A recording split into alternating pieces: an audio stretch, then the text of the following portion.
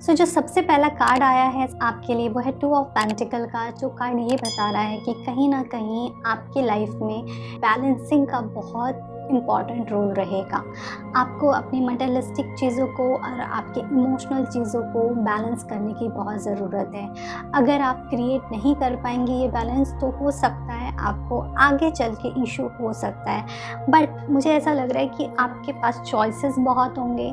या तो आप किसी चीज़ में या किसी पर्सन में ज़्यादा इन्वेस्ट करना चाहते हैं और आप चाहते हैं कि वो आपके कंट्रोल में रहे, तो ये थोड़ा प्रॉब्लम हो सकता है आपको। इसलिए आपको इक्वालिटी मेंटेन करनी पड़ेगी अपने पार्टनर से। जैसा आप चाहते हैं कि वो आपको ट्रीट करे, वैसा ही आपको उनको ट्रीट करना पड़ेगा। अपनी नॉलेज को दिखा करके, अपने एंगर को या एटीट्यूड को दिखा के सामने वाले को कंट्रोल करने की कोशिश ना करें। ओके।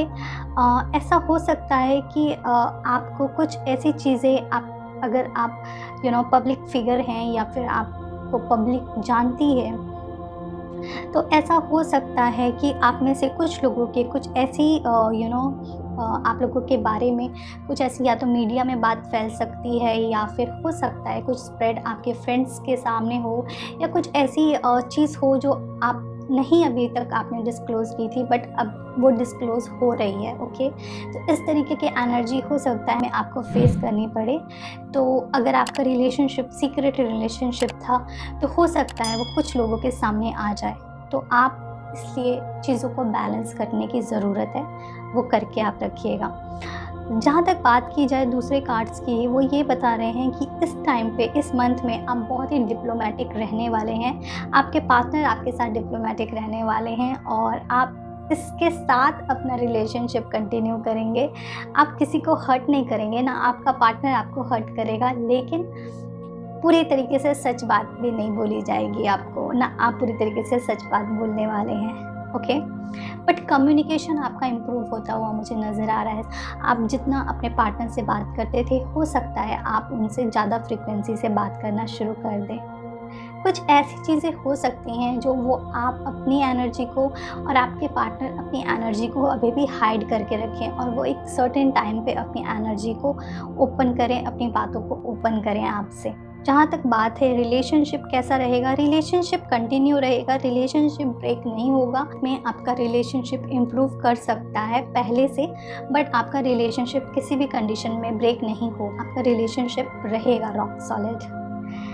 अगर बात की जाए दूसरे कार्ड्स की, तो हो सकता है आपके लिए ये बहुत अच्छा टाइम है पेशेंस के साथ वेट करने का, अपने रिलेशनशिप को ग्रो होते हुए देखने के लिए।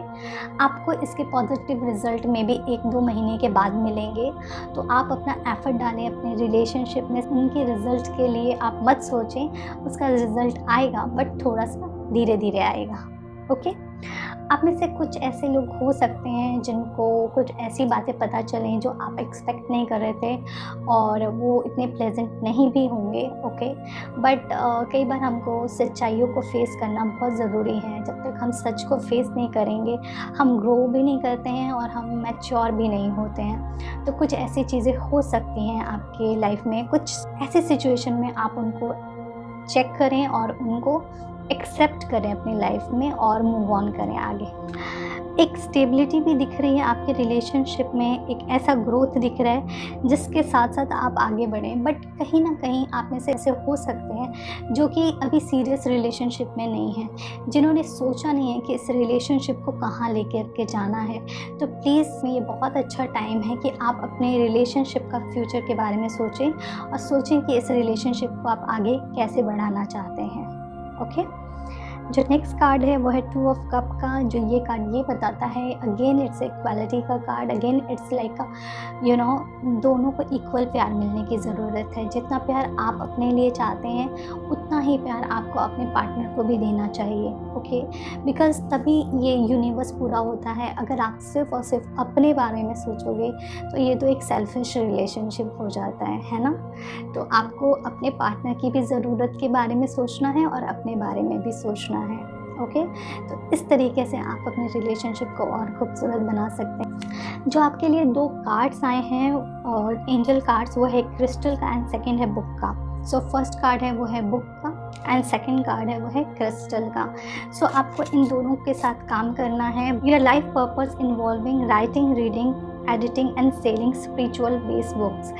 सो ऐसा हो सकता है कि आपको कुछ ना कुछ या तो बुक पढ़नी चाहिए, या कुछ अगर आप किसी इस तरीके की संस्था में हैं जहाँ पे आप बुक सेल कर सकते हैं, या फिर बुक नहीं भी सेल कर सकते, नॉलेज दे सकते हैं लोगों को, तो ये भी बहुत अच्छा। तो विजडम से रिलेटेड जितना भी काम करेंगे वो आपको स्ट्रेंथन देगा, आपको ताकत देता है, ठीक है।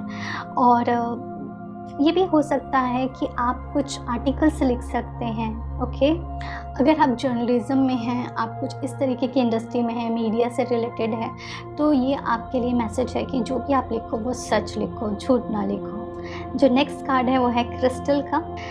The energy of crystal support you and help you with your present situation. ये कार्ड आपको ये बता रहा है कि कोई भी सिचुएशन है आपकी, क्रिस्टल्स के साथ आपको काम करना चाहिए। क्रिस्टल्स आपको हेल्प करेंगे आपके और सारे चक्रास को बैलेंस करने के लिए, और आपको ग्रो करने के लिए, आपकी रिलेशनशिप को ग्रो करने के लिए, और आपके माइंड में जो भी थोड़ी सी डिप्लोमेसी, आपके माइंड में जो भी नेगेटिव थॉट्स आते हैं उनको बैलेंस करने के लिए, ओके।